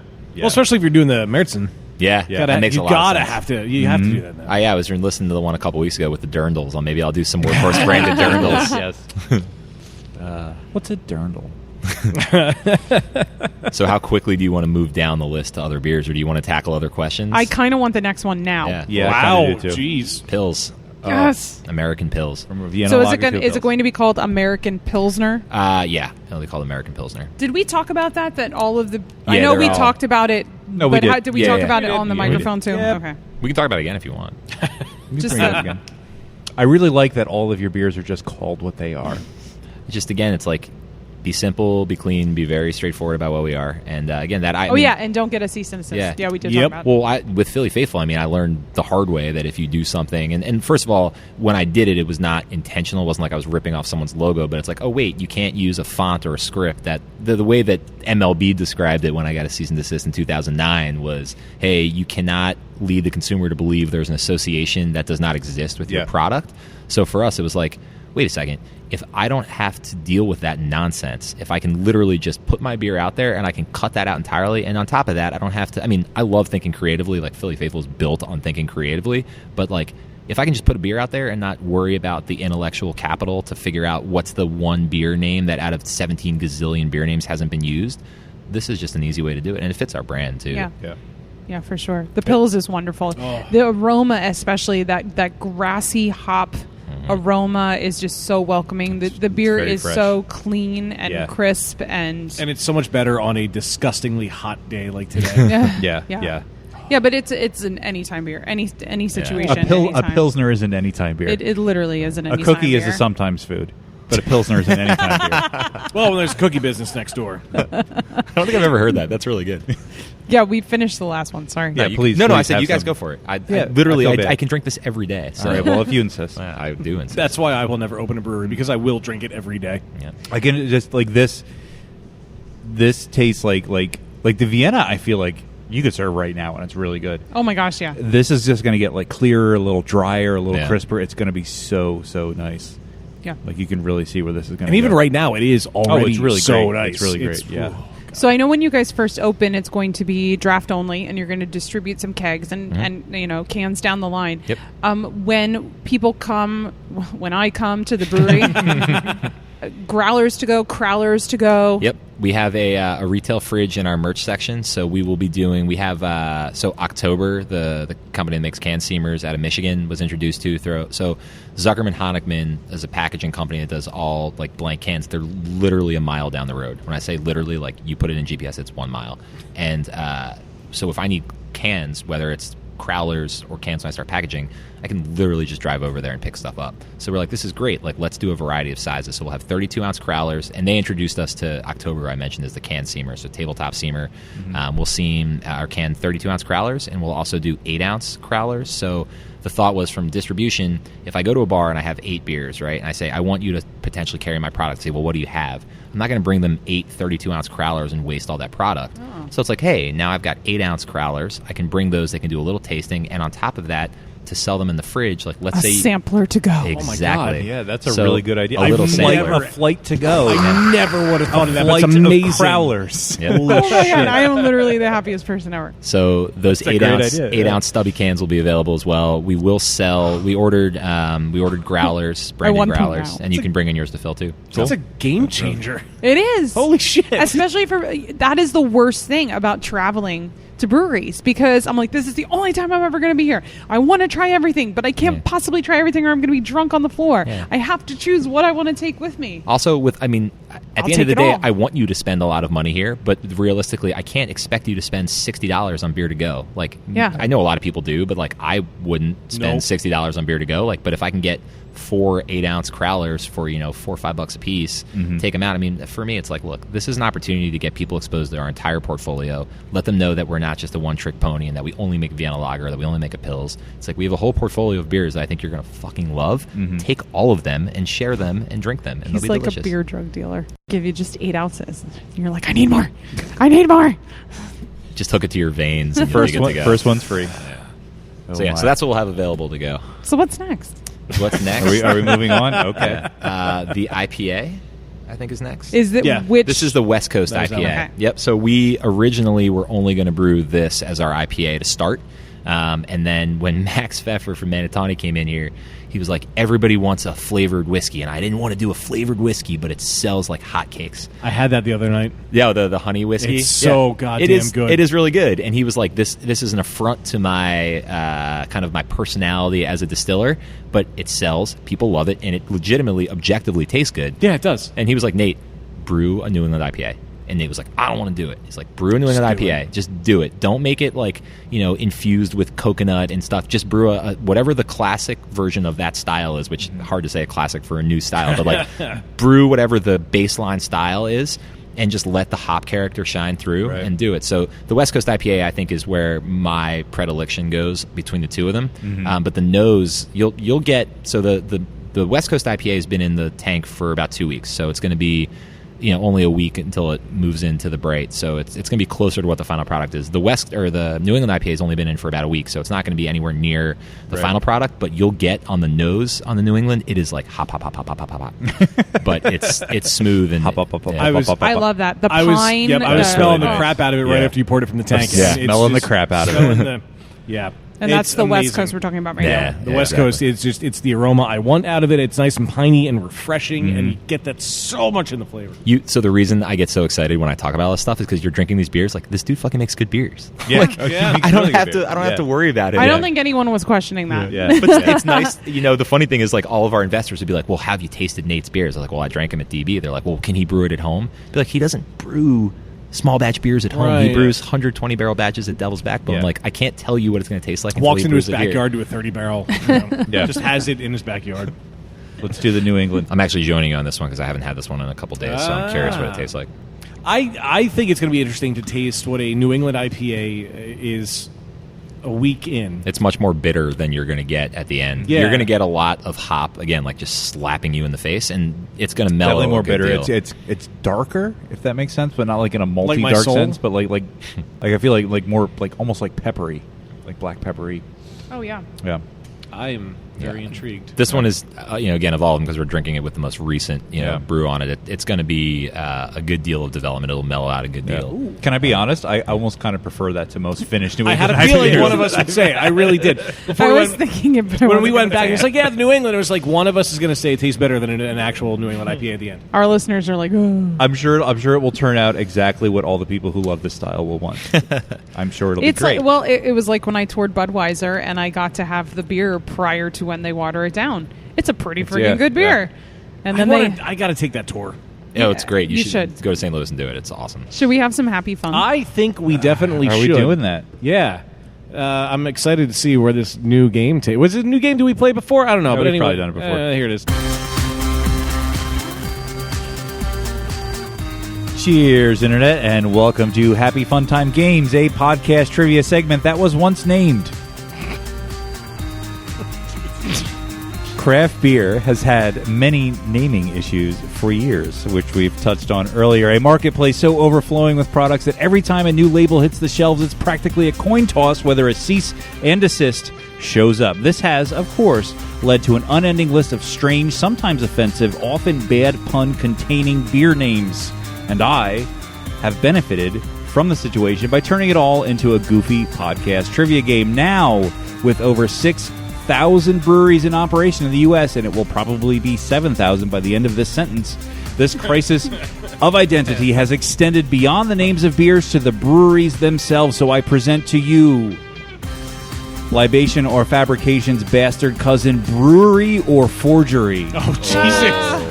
Yes, not quite as punchy, but the best I could do. Brewery So or forgery. I will give you the name of something, and you must tell me whether that is a real brewery or if it is a made-up forgery. Oh, God. That's going to be hard. Yes, and we will begin to my left with Fuck, I sat at the wrong Steph. place. You sat in the hot seat. Our first brewery of the game is Free Beer Brewing Company. Is that real or fake?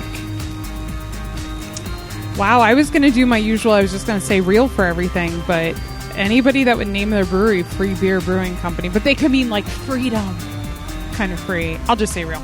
Steph is saying real. Dan, number one. I will say real as well. Dan, number one, saying real. Dan, number two. I'm going to say it's fake. Dan, number two, saying fake. You are correct, sir. It is, in fact, I feel like he has a Fake. distinct fucking advantage in this game. he's looked into it a lot. Yes, he has. Yes, he has. Or that would be a He's like, horrible I- name It to would name your be. It would be. brewery. Or you're like, I almost named my brewery. for that. obvious reasons. The Well, joke's it's about... it's like free people. That's a thing, right? yeah. Yeah. Well, yeah. We're not selling But free could you people, imagine, though. though, like, selling free people?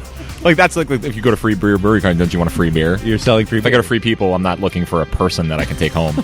Well, Or are you? Like a dating night kind of thing? Isn't that a clothing store? Free I think so. people? I think so. The one where Probably. they have the bicycle out front? I don't know. I shop at At the King of Prussia Mall. I shop at Amazon. There's actually a poster or sign, something in the King of Prussia Mall that says, if you buy something in person at a store, you're only have a 7% chance of returning it. But if you buy something on the internet, there's a 33% chance you will return it. I believe that. There's probably also a Basically saying, hey kids, shop at the mall, not online. there's probably a 60% greater chance that you will actually buy the thing on the internet that you saw than if you saw it in person. No, I disagree. I think I'm the reason that Amazon regrets having free returns for Prime members. Wow. Moving on. Moving on. To our next brewery of the game, and Dan number 1 is going to guess first on this one, and this is Big Sexy Brewing Company. Is that real or Oh fake? no! Well, the last one was fake, so I have to say real. I think. All right, Dan number 1 saying real. Dan number 2. It's real and it's spectacular. It's real and it's spectacular. Real. Steph also saying real. Everyone is correct. This one is in fact real. Big Sexy can be found in Sacramento, California. They are, quote, dedicated to the highest quality ingredients and time-honored technical brewing skills. BSBC has made an impression on even the most sophisticated craft beer connoisseurs. The company began in Christmas 2005 when James Thompson got his friend Mark Taylor a Mr. Beer homebrew kit. Hey! As a gag gift. Mark said that he put the kit away because it seemed too overwhelming at the time. He went on to homebrew for many years and they opened a brewery. So that one was real. Moving on to our next brewery of the game, and Dan number 2 is going to guess first on this one, and this is Ponysaurus. Ponysaurus. Is that real or fake? I'm going to go fake. Real. All right, Dan number 2 saying real. You said fake. I'm sorry. Dan number 2 saying fake. Steph saying real. Dan number Steph 1. said real quick. I'm going real. Really I quick. said I was saying real for all of them. And the reels have it. It is, in fact, real. It is from Durham, South Carolina. Their slogan is, the beer would drink if beer could drink beer. I like that. I feel like that slogan is awesome. It needs a much better name for their brewery. Yeah, it does. They also describe themselves as a forward-thinking, backward-tasting brewery and tap room. And their beers are meant to be savored, appreciated, contemplated, philosophized, studied, nuzzled, and mindfully guzzled. Mindfully guzzled? That is a mouthful, and it rhymed. Moving on to our fourth brewery of the game. And we're going to swing back to Steph to guess first on this one. And this brewery is called Anti-PA Beer Company. Real. Steph is saying that's real. Dan number 1. I'm going to go fake. Dan saying fake. Other Dan. Is it in Massachusetts? It's in my backyard. If it's fake, I'll say fake. It's not anywhere. Both Dans saying fake. Both Dans are correct. It's Dan Anti-IPA thing. is fake. Imagine a brewery so opposed to craft beer's most popular style that they put it right there in the name. Then, imagine that brewery filing for bankruptcy within a year of opening its doors. Fun fact, the only IPAs outside of when I was at Iron Hill, the only IPAs that I've ever homebrewed have all had spicy peppers in them. Oh, I believe that. Totally, floatily. Moving on, and my brother Dan is going to guess first on this one, and shit. this brewery is called Ass Clown Brewing. Is that real or fake?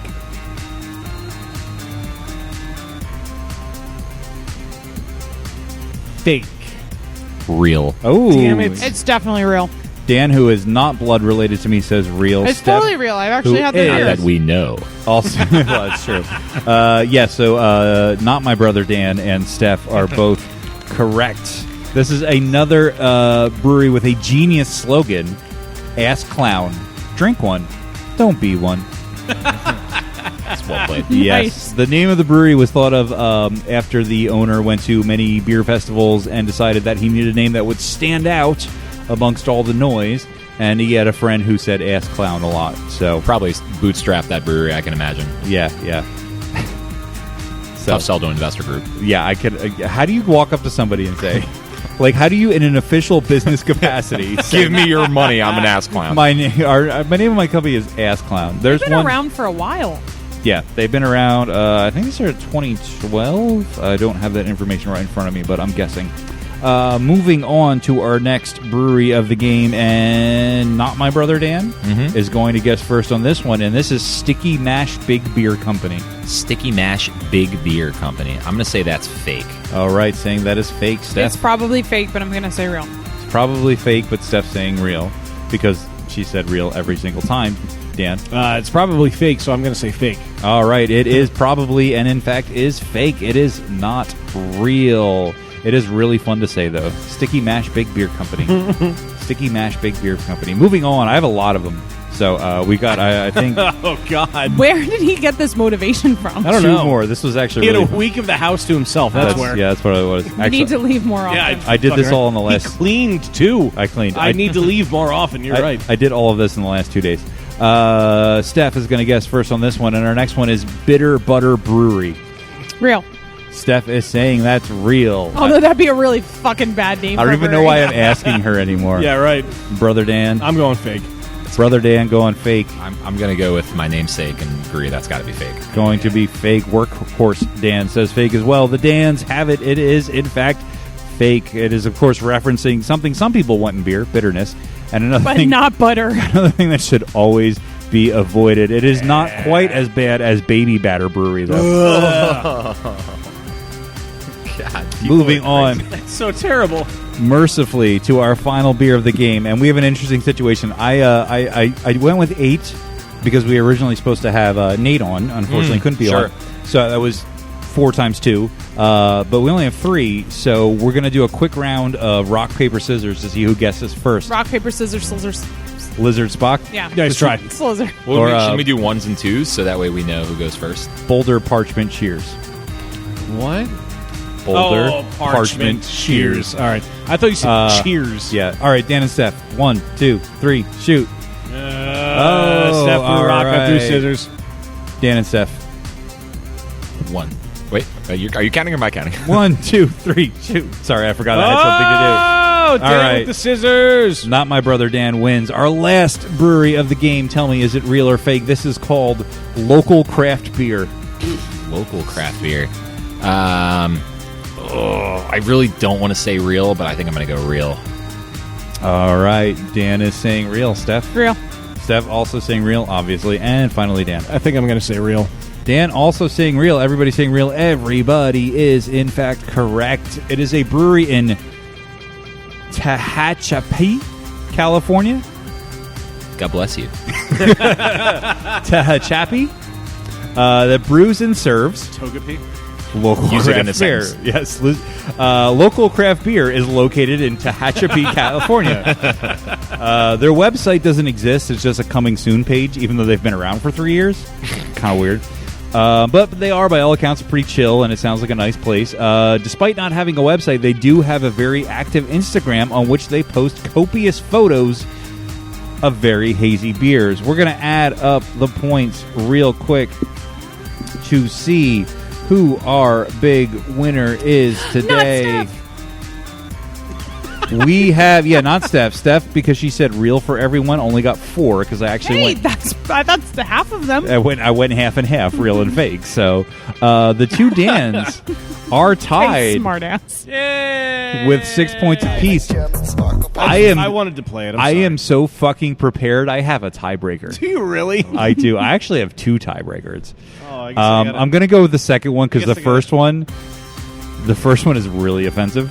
Wait, I'm not in a tie, so I can look. So the first one, I'm not going to go with, but I am going to go with the second one. No, you have to go with the first one. All right. Tell me, is this real or fake? The Dans. Black Cock Brewing Company. Oh, no. Oh, no. Dan, my brother. Oh, no. I have so many things I want to say, but I shouldn't. I don't... I'm going to go bold and say real. All right, Dan is going bold and saying Just because real. I'm worried about what the second one will be, I'm going to go fake so we end this right now one way or another. All right. Their slogan is not, we're bigger than the rest. as some at the table have silently suggested. But they are real. No fucking way. So my brother Dan wins with 7. Is it in South Carolina as It a is Gamecock? No, it is Orange, California. Wow. That's It is a brewery bold strategy, Cotton. Let's see if it pays off. It is a brewery that used to be called Old Orange Brewing Company. Much less offensive. Until 2 of the 3 founding members up and left.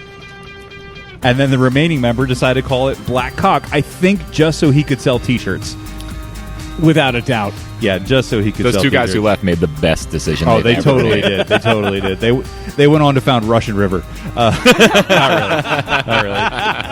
That would be hilarious. So the final scores after the tiebreaker, Brother Dan has 7. Not my brother Dan. Holy shit! And they're a verified venue and on tap. Of course they are. Not my brother Dan has 6, and Steph has half of them correct with 4. This is, of course, the part of the podcast where we shout out to our most generous patrons on Patreon, people we would like to thank with kindness, care, and hugs for supporting the podcast. Shout out to James Lamberg, He wants to get super drunk so he can tackle the dump.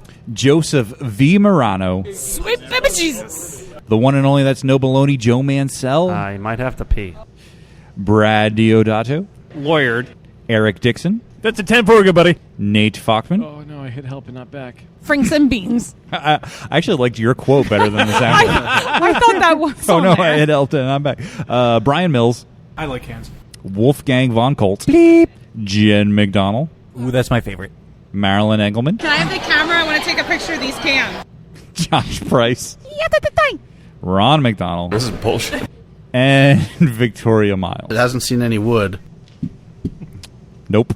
If you want to get on to this esteemed list and other very awesome- And Mother Russia. and Mother Russia, and all the cool behind-the-scenes perks, including Last Call, our bonus podcast for only our patrons, go to patreon.com/beerbusters. Which, by the way, Last Call will probably be a surefire hit because we've been drinking a lot of secret beers. Secret beers. Yeah. You don't know what we're drinking But we have to pay unless for you're them. friends with us on Untapped. Somebody has to pay Not for all our the Beer secret Busters beers. on tap. Yeah. Our personal Untapped. Ooh. Steph's working towards 10,000. I'm working towards like 1,200. Let's go settle up that bill. We have to settle up. Say, Yvonne, remember when I said I'd have to send away to NASA to calculate your bar tab? Oh, yeah.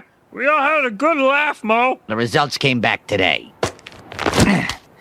You owe me $70 billion. Hey guys, we'd like to tell you about Casper mattresses. Now, if you listen to podcasts, you've probably heard of Casper, but if you haven't, let me tell you a little bit about it. Casper is an online retailer of premium mattresses for a fraction of the price of what you'll pay at the big box stores.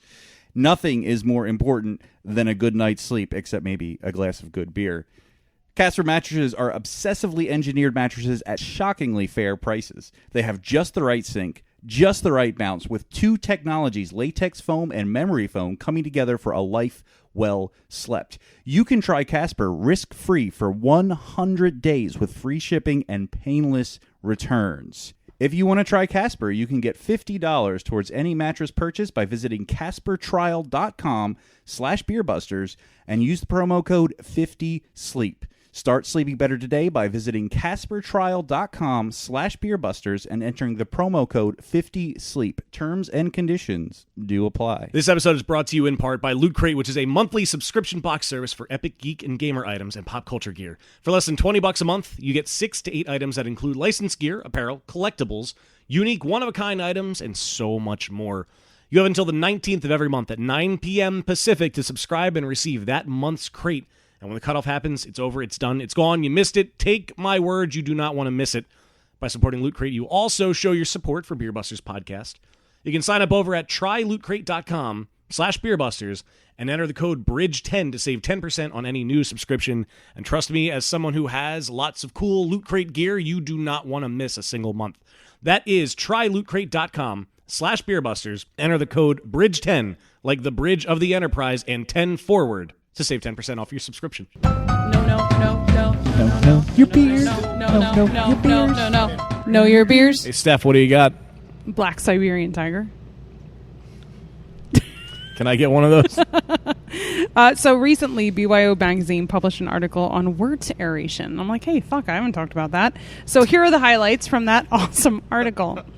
I just want to hear the inner monologue in your head as you read other things.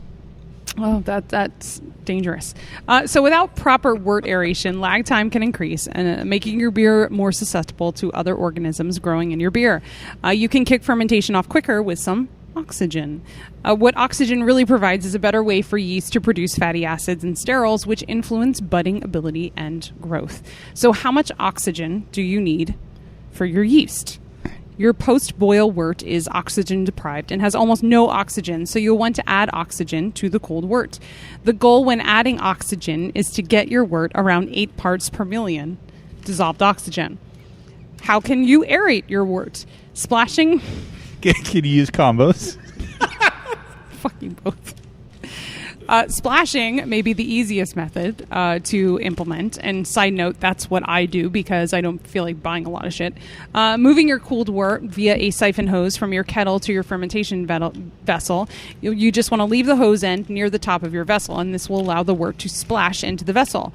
Or, once transferred, you could stir or shake your wort to help further aerate the wort. By using a stirring rod or a perforated paddle, you agitate the wort using either a powered drill or your own strength. If you've splashed your beer into your carboy, 1 to 2 minutes should suffice. If this is your only means of aeration, try 2 or 3 minutes. If you're in an open pail or open top fermenter, using a brewing paddle or whisk will work well. You'd probably want to whisk and stir pretty aggressively for about 15 to 20 minutes. My arms get tired just thinking about that. And that'll get you to about 5 to 8 parts per million. My arms get tired too, but for other reasons. Yeah. Shaking is another agitation method that is proven successful. If you're able to safely splash the wort around in your carboy for a minimum of 15 minutes, you'll have dissolved an ample amount of oxygen into your wort. The most effective method of adding oxygen is to use pure 100% oxygen. A typical homebrewer's oxygenation injection system will include an oxygen tank regulator, 2 sections of tubing, inline air filter, and a diffusion stone. Combined, these items give you everything you need to properly oxygenate in 60 seconds. Pure oxygen passes out of the tank, through the regulator, into the tubing, and an inline sanitary filter, and to the diffusion stone into your wort. Aeration injection looks very similar to this. A simple aeration injection setup would be an aquarium pump, 2 3-foot sections of 1/4 inch tubing, inline air filter, and a diffusion stone. A small pump is needed to pressure the outside air through the filter and down through your diffusion stone in the wort. If using aeration, 15 to 25 minutes is recommended. Aeration can be a very vital for your yeast health and growth. If you provide oxygen early on, your yeast will be more robust and have an easier time propagating. You'll also see a reduction in lag time, giving your yeast a better opportunity than bacteria to colonize your wort. Will the yeast be as robust as the Wi-Fi at Workhorse? Never. That's impossible. It also increases your odds of a quick and complete fermentation. Side note, I should never drink an Imperial Stout before reading Know Your Beers. But if you'd like to read more about wort aeration or get who wouldn't? Or get yourself a free copy You want of to dangle BYO your magazine. hose in a tank? Oh my god. Click on the red banner on beerbusterpodcast.com. Didn't Thanos go around collecting the diffusion stones? Beer me! Beer me! Beer me! Beer me! Round 2, fight. So we are passing around a bottle that is not a Workhorse beer. However, it is from a former Beer Busters podcast guest. And a future And Beer a Busters future podcast guest. So are we scheduled a recording there? It's not technically on the calendar yet, but Oh, okay. we have verbal confirmation that it's coming. That's good enough. It's like a verbal contract. So this is from our friends at Fermentary Form, and our listeners will remember when Ethan Tripp was on when we recorded at Local 44, a fine establishment. And I believe that was prior. He may have been open. I think he was open to the public once when we recorded that. When we're there? so. Yeah. I'm pretty sure. So yeah. they are open not far from Evil Genius. I've actually walked there from Evil Genius. You look at me as you say that. They're open on Saturdays, and every now and then they're open on Wednesdays, and they actually were open yesterday. Follow them on social media, and you'll sort of see their schedule. But doing amazing things there. And this bottle was from when I was there last. This is Formation, which is their golden ale aged in oak wine barrels. This is a really good beer. It's only 5%. Really nice. Is it I felt really? like we needed something a little more sessionable Yeah. after the secret beer we may have been drinking. I like this beer a lot. This is really I nice. do too, yeah. I was actually curious, and we cracked open a secret beer at the top of the show too, because that's how we roll. Apparently, that was sort of along these same kind of lines, and I was curious, like you being a guy who wasn't like super into craft beer. Oh yeah. Before you started like sort of having this project going on.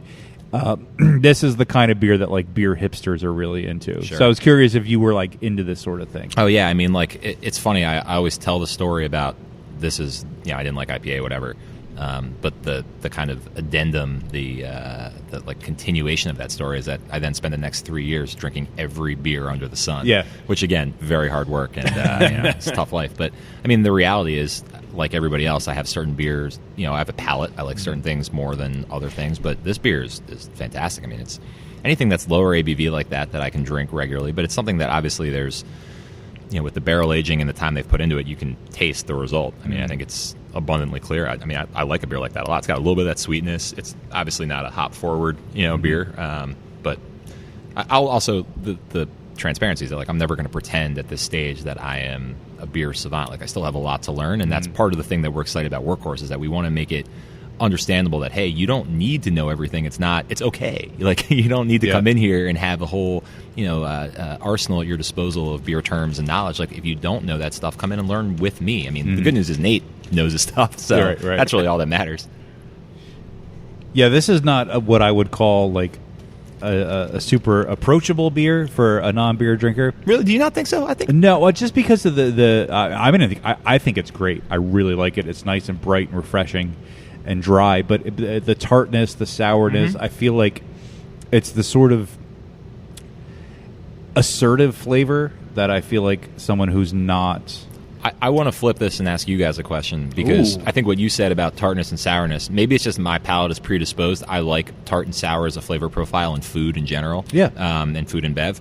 And I feel like, the sour revolution, as it were, like you see them everywhere. And you get a lot of people now who are having this discourse about, I do like sours or I don't like sours. And the same thing when I said I don't like IPA, there's a range of sours. You get your funky sours, you get your fruity sours, you get all kinds of stuff. In your experience going to breweries, what is the general feedback? Are you feeling like it's still an underrepresented segment? Do you feel like it's more front and like kind of foremost in the conversation? Like where does it land? I think sours are probably the most divisive. First of all, I think sours is a terrible This is true. umbrella for these beers to fall under. Because this is very different from something else that you would call a sour. Yeah. However, having said that, it's definitely an area of craft beer that a certain craft beer drinker adores. And I think, pretty much any craft beer drinker will drink an IPA. There's some of us that don't really like them too much, and that's cool. Most beer drinkers will drink an IPA, and then you have people that are obsessed with IPAs. I don't think most people would drink a sour beer. Do they call is this one on the label, is it branded as a sour? No, it's a golden ale aged in oak wine barrels. Yeah, because I would not, if you just blind taste tested me, and again, I am not an advanced beer drinker by any stretch of the imagination, but I would not have said, oh, this is a sour beer, in terms of how if I go to a menu, like when I go to Devil's Den for a sour event, or I go to Free Will for Sour Sunday, I have an expectation for what I'm going to drink. If you gave me this, I'd be like, oh, this is a tart beer that has a really nice, clean, crisp finish. Right. It definitely tastes like it's not super high ABV, which it's not, and it's something that I could drink, 2/3 of the year very happily. Right. But this is the sort of beer, like, and it doesn't specifically say on the bottle, but it has to have some sort of non-traditional or wild yeast. Aren't all of his beers wildly fermented? I mean, I would assume. I mean, that's what I'm getting is that strong, not necessarily Brett, and maybe it is Brett.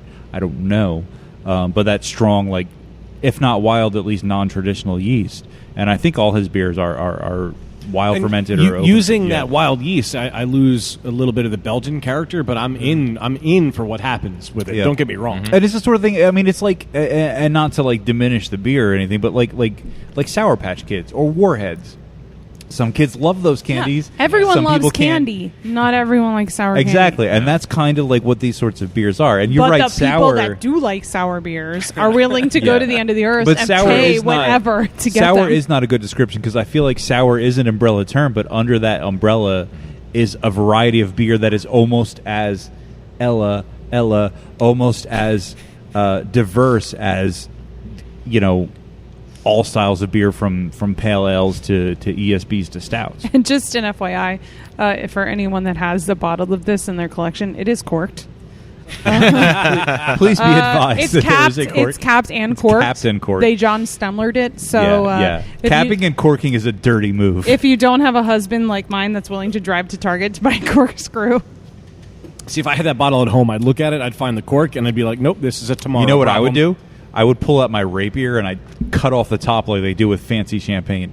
Do you have a rapier? I actually do, but it's in storage. It's not in our place.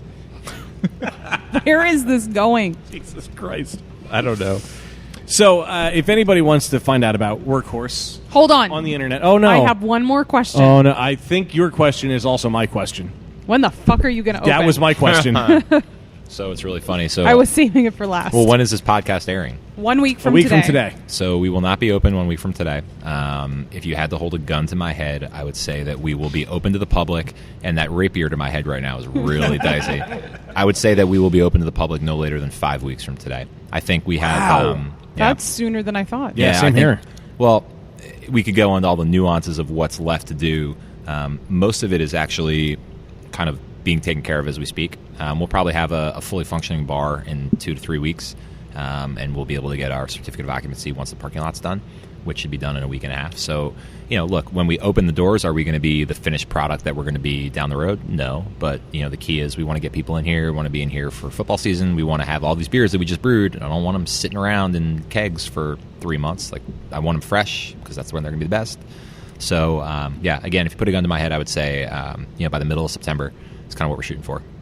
Cool. I can't wait. Neither can I. I can't wait to have you guys back. I already have people on... Rich checked us in on Facebook, on our personal Facebook accounts, and we already have people tagging us, like, when you're going, let us know. We'll meet you there. And that's awesome. There is a buzz. People want this. People See? want to come. They want to drink the beer. They want to hang out. That's and awesome. So no pressure, but...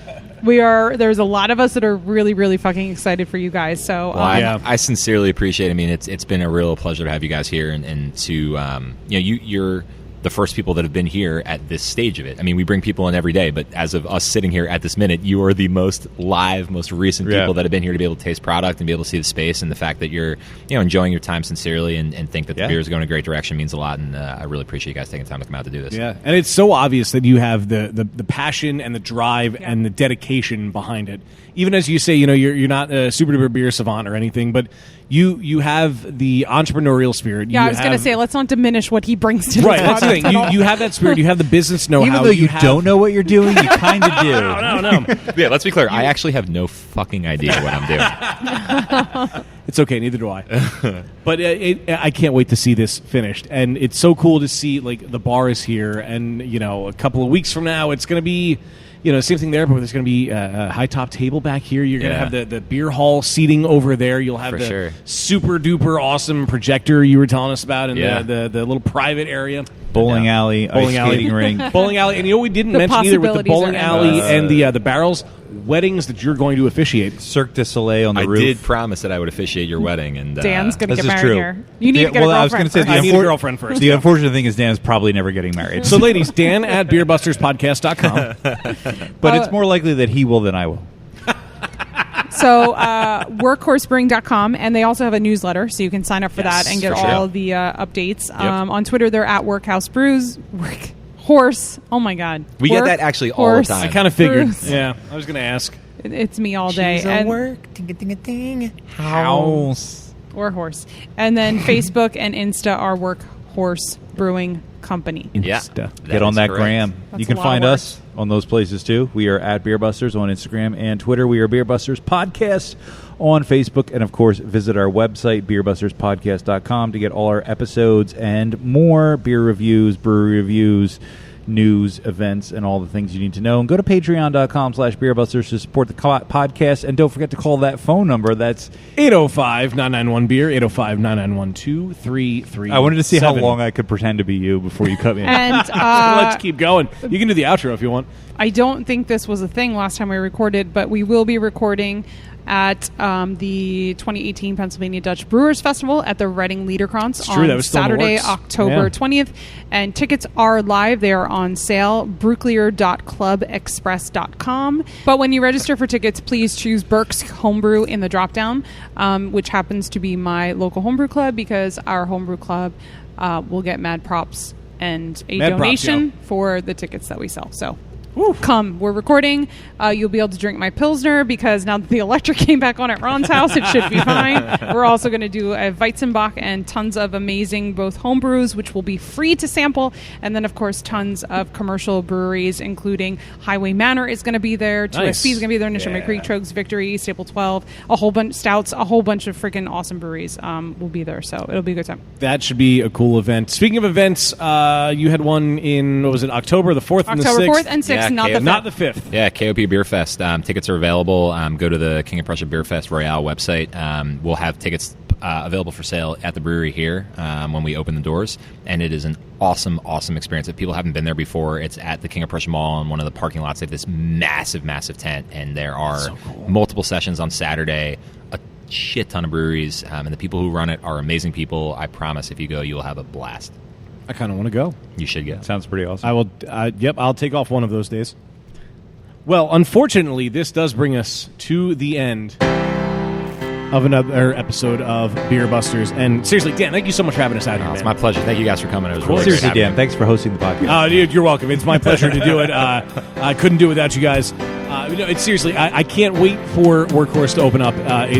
This I can't wait to see as a final product with the sofas and everything up in the little thing up there. The can't remember the word of it. That is a shipping container lounge. Shipping container lounge. Yes. Well, I am Dan Baker, and yes, I have been joined by my co-host, Dan Brewologist. Holy shit. Steph Hefner. Holy shit, Steph Hefner and the Demented and Fermented. Wayne the Baker. No squids were harmed in the making of this episode. We'll see you next time. That we will. You know, you're kind of a cross between Willy Wonka and Steve Jobs. That is the best compliment anyone's ever given me.